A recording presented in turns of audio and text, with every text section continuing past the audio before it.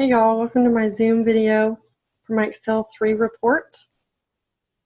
I'm going to be discussing the information that we have learned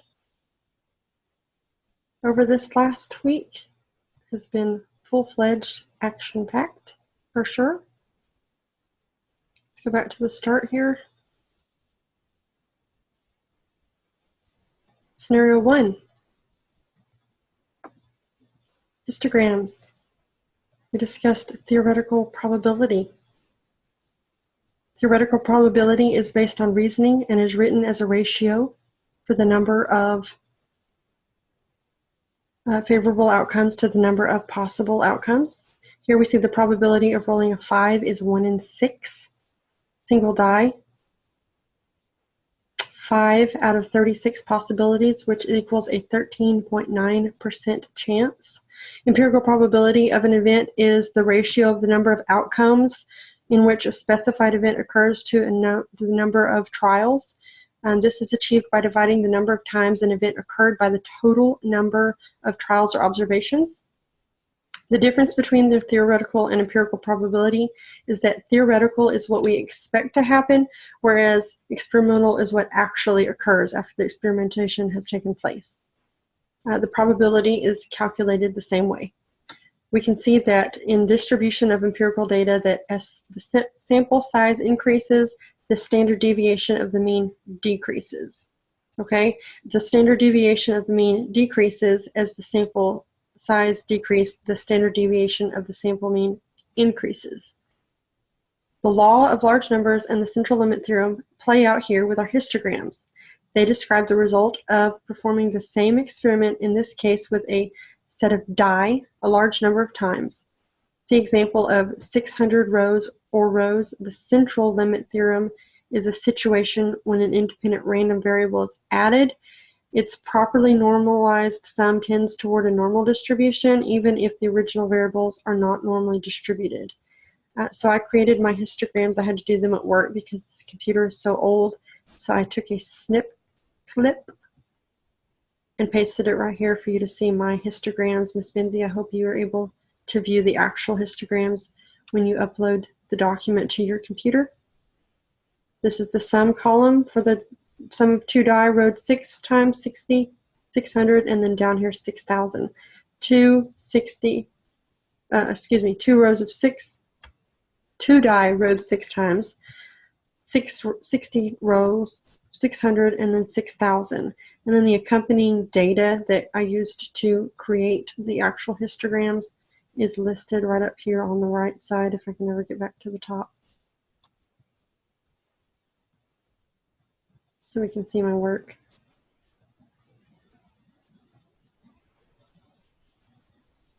There they are. 6 rolls, 60 rolls, 600 rolls, and then right over here is my 6,000 rolls. Moving on to scenario 2. We talked about probability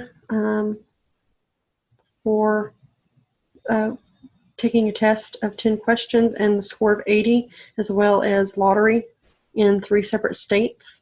It was using binomial experiments and expected outcomes. The first project was to determine the probability of scoring an 80 on a quiz with 10 questions. When you have a binomial experiment, it has to satisfy 4 conditions. That is a fixed number of trials. Each trial is independent of the others. There are only 2 outcomes, and then the probability of each outcome remains constant from trial to trial. I have 2 versions of the formula listed right here. And then again, this is what it looks like when you type it into an Excel format. Binomial distribution formula variable identification is BXPQN. We'll see those played out down here. And then data that accompanies the information I'll be discussing for the probability of winning the lottery. 3, the relationship between binomial distributions and normal distribution is such that if the sample size is large enough, the shapes will be quite similar, even though the forms are different. The key difference is that binomial distribution is discrete, not continuous, meaning it's not possible to find data value between the two data values. Normal distribution has the trademark bell-shaped curve usually associated with it. If you're using a graph to demonstrate, P times X equals the probability of an event occurring in this formula used. There's factorials and permutations, which are combination formulas used to determine the answers. When relating the perspective of the classmate's test score to the lottery ticket sales, we can follow the established criteria previously mentioned in the formula up here to the left as it pertains to the B, X, P, Q, and N factors, which is, in this case, the success is 8 out of 10, fixed number of trials being 10, and then 4 possible answers because it's a multiple choice questions, and then there's only 2 outcomes, right or wrong. When relating this possibility to the opinions of the friend's perspective, we can see that although it may be possible to score 80%, it's actually a 0.4% chance of it actually occurring, so it's not probable. The same is applied to the person's odds, quote unquote, of winning the lottery. There aren't actually odds, but we can see a very minuscule probability of it actually happening. The outcomes listed are 1 in 1,233,922 chances is your probability of winning. That translates to 0.00007% chance. Don't do it. When we understand the expected outcome, we can make an informed decision. Here we see that the more tickets we buy in an attempt to win, the probability that the data tells us that we stand to lose more money than we will gain in the process. How is lottery money spent? Well, Arkansas is one of my examples. Arkansas has a positive projection for their lottery. The Academic Challenge Scholarship is the biggest element that they champion for bringing the lottery to our state. The 3 states I selected were Arkansas, Kansas, and Georgia. I found it interesting that they all include elements of education, even though Kansas isn't listed because it was so minuscule. It doesn't always include K-12. Kansas is actually working on making that possibility in their state. There's talk of changing their current process or the current way they allocate and adding that into the budget for allocation. Georgia hits it out of the park, however. They dedicate 72% of their funds to education. That's amazing. For the most part, it's divided up or allocated into education, commissions and retailers, gaming and operating expenses, and then, of course, the prizes that are sent to the players. Scenario 3. We've got z-score data information over here along with the formula. Z equals value minus mean divided by standard deviation.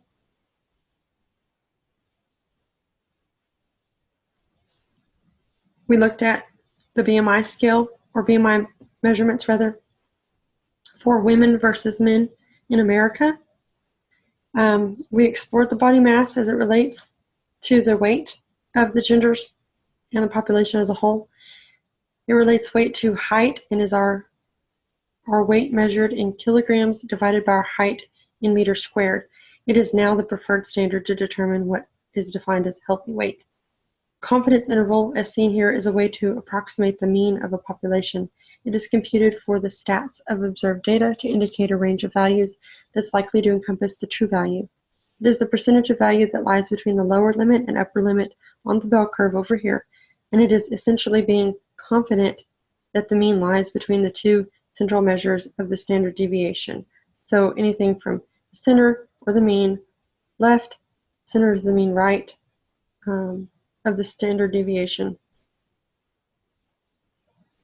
A z-score is where I fall between the measurements of standard deviation. I have my z-score for my BMI, as well as my kids listed right here.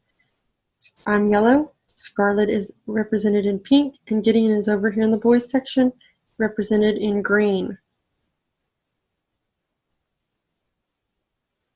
So my z-score was 19, which is just below the average on the standard deviation, and the first deviation, or excuse me, the second standard deviation set. The average BMI for women was 27.7 with a standard deviation of 6.15. Arkansas fell into the 35th percentile for overweight Americans. This did not surprise me. We rank number 7 and have a confidence interval of plus or minus 2.4 overall. And then down here is the data used to find the z-score measurements for myself and my 2 kids. We picked those out of the following the z column right here, and then the top based on the decimal of the number that was given on the z-score test I found online. Week 12, scenario 5 involves polling and statistics, simple and compound interest is what we discussed in week 4 scenario. Interest is money paid at a particular rate for the use of money borrowed or lent when repaying a debt. Interest rates are important for both the borrower and the lender. The lender wants to make as much money as possible, so they're going to try and charge us the highest interest rate that they can, whereas the borrower wants to save as much money as possible, so they're going to look for a rate that is as small as possible when they're looking to borrow money. Simple interest is principal amount times rate of interest charge times life of the loan. The compound interest is the addition of interest plus the principal sum of the loan, as well as the interest that's already been accumulating. Either way, interest is extra money out of pocket for the borrower, so any way to pay it off sooner would save money in the long run. So using money you would spend dining out, for example, rather than dining out, you might want to consider applying that to the principal balance on your mortgage note so that you can pay that down quickly. If you have a smaller amount of principal, then obviously you have a smaller amount to be charged interest on. So that's why it's good to try and pay it down quickly. We've also looked at subsidized loans and unsubsidized student loans. These are deferred payment loans. The government pays the interest on subsidized loans while the student is in college. An unsubsidized loan, however, accrues interest as soon as the loan is taken out. The only pro that I can tell about interest rates is if you're the lender. Obviously, it's an investment for you, so you want to, again, charge as much interest as you can to try and make the biggest return on your investment. The cons are countless. Borrow only when absolutely necessary. Pay back as quickly as possible. Making just one extra payment a year can take off as much as 7 years on the life of your mortgage note. You could also do like I do and split the payment up bi-monthly and get ahead of the interest.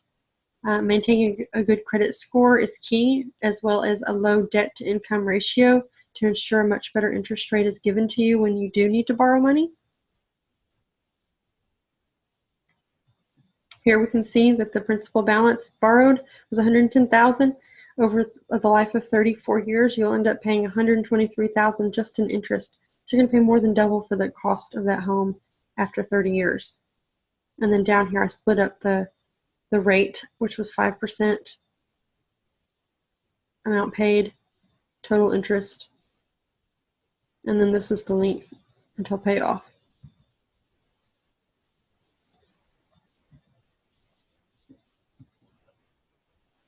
And then some data that goes along with the subsidized and unsubsidized loans. You can see the rates are the same, the years are the same. However, so much more money is being paid back on this unsubsidized loan just due to the fact that the interest kicks in more quickly.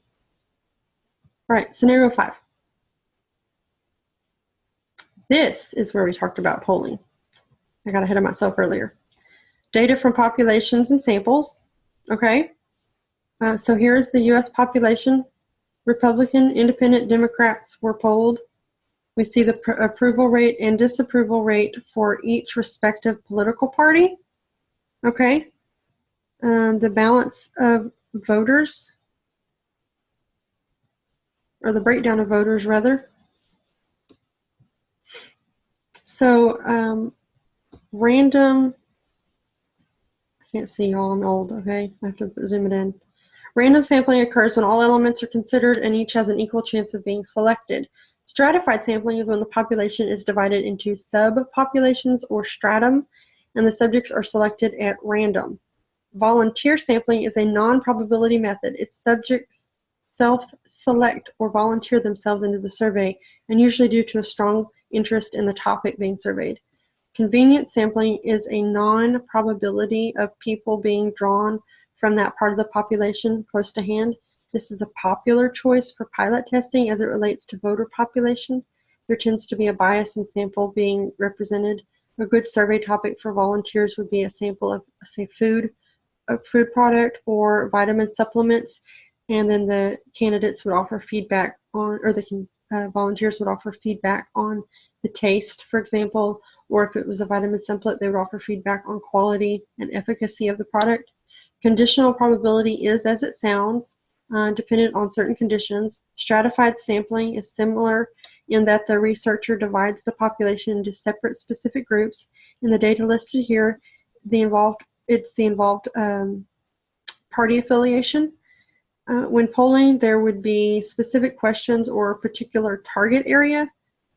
So it's important that when you're sampling the population to have diverse samples to get a well-balanced and more accurate result to represent a larger population.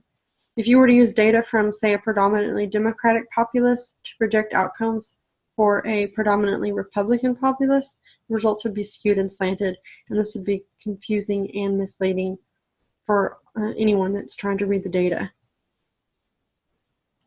Members of armed forces, we've touched on that. The probability of men and women in different branches, and those stats play out right here. For instance, the probability of a man being in the armed forces but not the specific branch of the Army was 0.357 or 36%. Okay, and the same for women.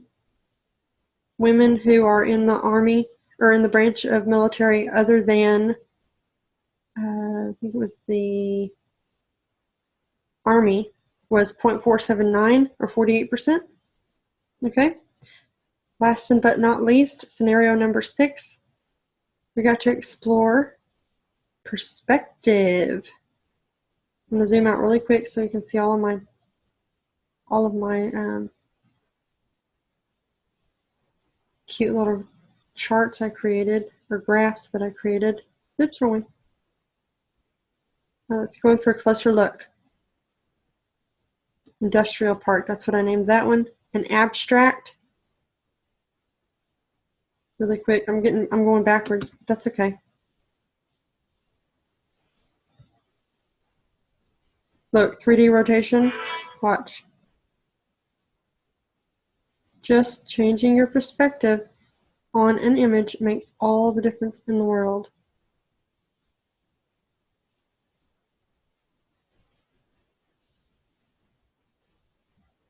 Isn't that cool? Okay, so let's talk about what we did here.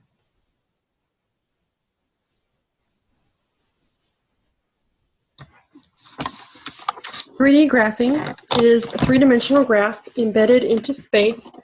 It can be useful to help find the optimum combination between, sorry, my computer's about to die, combination between sets of data. An easy example to identify with would be 3D blueprints for the site build project to help determine the best location and functionality of the elements that are involved. The numbers displayed here each represent a different layer of the image being projected on the graph. The different lengths and quantities and widths determine the volume of the shape of each layer. Changing the values will change the shape and the dimensions of the image that are represented. The images change depending on the rotation of the angles, just like I did a while ago. where I changed the perspective. Changing the values will change the shape of dimensions of the image represented. The image change, depending on the rotation of the angles, a different perspective allows for a more complete view of the project and allows for more detailed projections. It's a great way to get a complete visual and make any necessary adjustments before a project is actually implemented. Every perspective is different and offers a different and more accurate, complete picture of the topic or subject being discussed. Real-life scenarios would include approaching a project with input from several people or perspectives in order to determine the best way to proceed. This is useful in a boardroom, and it's also useful if you're an architect designing a home or a building, a commercial building of some sort. Having a different perspective when communicating in general helps to better facilitate human interaction.